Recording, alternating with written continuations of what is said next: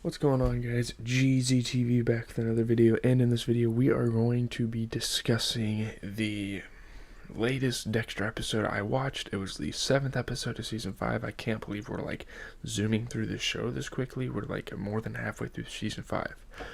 It's kind of crazy. But yeah, we're just going to talk about what happened. This is a spoiler review. We're going to be discussing what happened. I'm going to be adding some additional thoughts to it. And yeah, you guys get the gist.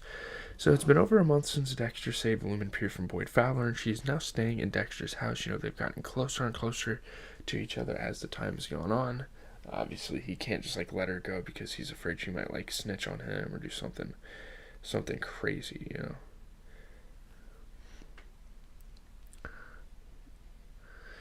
Dexter asks Lumen for details about her rapist because he's gonna try to like chase after them as well.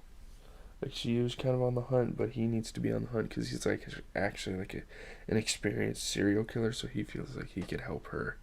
He hasn't got caught, and he's been, who knows how many people he's killed, and who knows how long it's been. I think he said since he was like 16.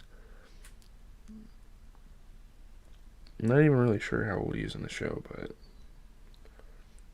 yeah.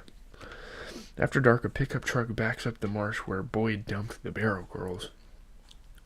And yeah, we're like kind of flipping back and forth. They're showing like her rapists like picking up these barrels and moving them because they're having like a criminal event, or like Dexter's onto them. I'm not even sure why they're moving the barrels actually, and I don't know where they're moving them to.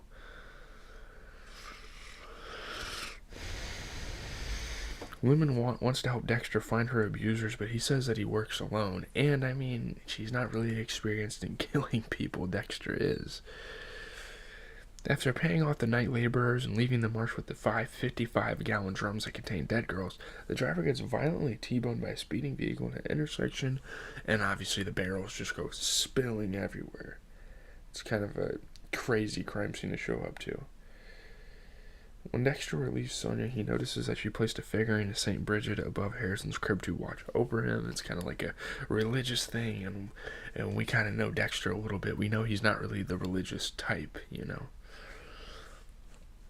Just as Joey Quinn brings up the topic of living together to Deborah Morgan, she suddenly gets a call about the traffic accident with the T-bone, with the bodies everywhere, and so she urgently has to go.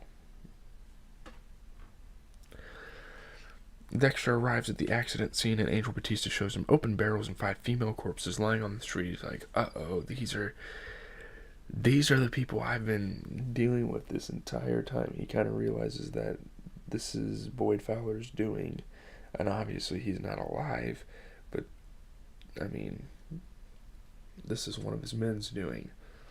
Someone took these bodies. Inside the glove compartment of the truck that crashed, Deborah finds a registration identifying the truck as belonging to Jordan Chase, a renowned motivational speaker, which is who Boyd was listening to when he was in his house all that time, and that's like kind of how they're connected. Quinn tries to get in touch with Jordan while Deborah works on identifying the victims, so they're kind of starting a full-fledged criminal investigation here. Angel, Deborah, and Quinn are called into Maria LaGuerta's office to talk about an upcoming operation to apprehend the Fuentes brothers at Club Mayan. So yeah, they're gonna keep going with this. They kind of have like a different approach to capture the Fuentes twins, brothers, whatever. Jordan and his head of security, Cole Harmon, show up unexpectedly at the homicide department. They kind of want to like clear the air because obviously Jordan is like a very renowned figure in the community, and he doesn't want his name to be tarnished. He wants to clear the air. He wants to get something good on the press. And yeah, I guess so. Dexter arrives at his house, at Cole's house, I think, or his house, his own house, to discover that Lumen had an industrial-sized flashlight delivered, and that is kind of sus because I guess she wants to help him. Whatever.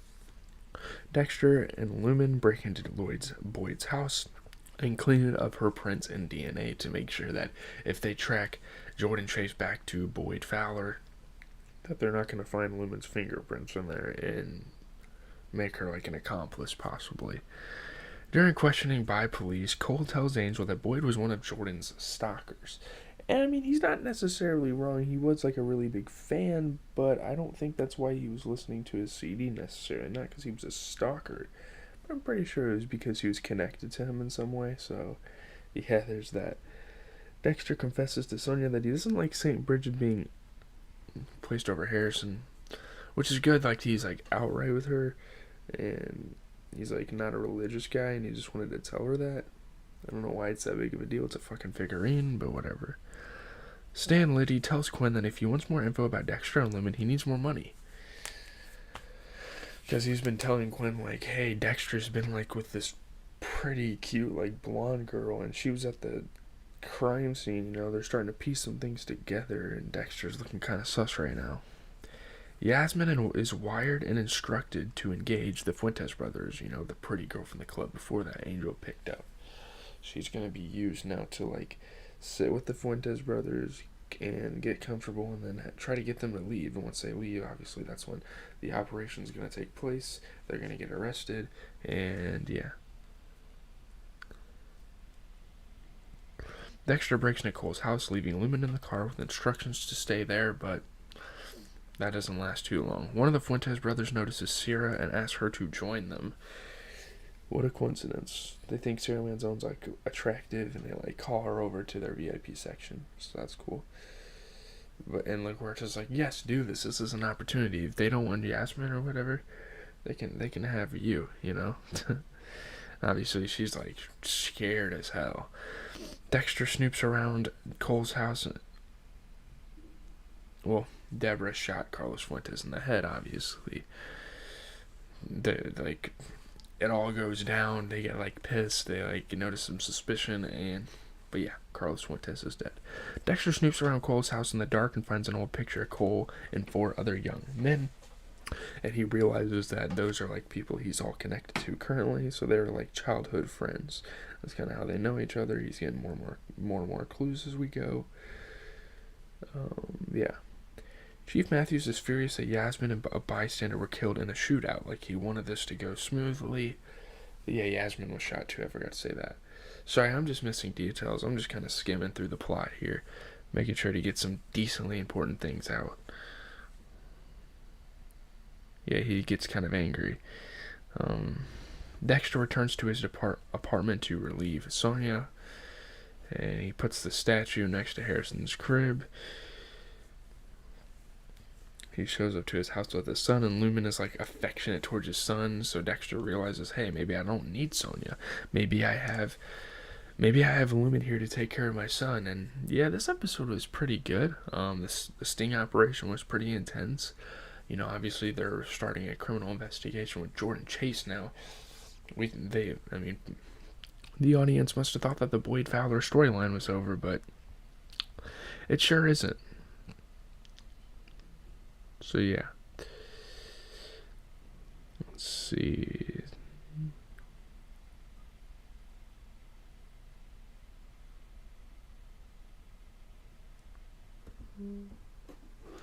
Alright. Sorry, I was looking at text from my friends. Leave a like, comment, and subscribe. GZTV is always with the TV content.